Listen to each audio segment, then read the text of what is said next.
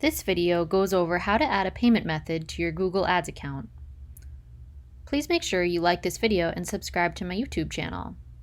For this video, start at ads.google.com and make sure you're signed into the account that you'd like to do this for. Next, click Billing on the left, and then go over to Payment Methods.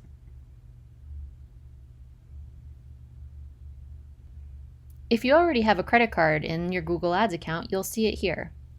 You can edit it or remove it. You cannot remove it until you add another payment method. And make sure that the new payment method says primary before you can remove the old one.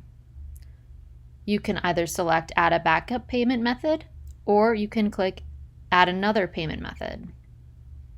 When you click that, you can click Add credit or debit card or Add a bank account.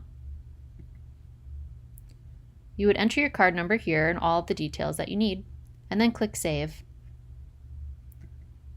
The additional card would then show up. You would be able to select it as primary and remove your old card, or keep both in your account so one is backup.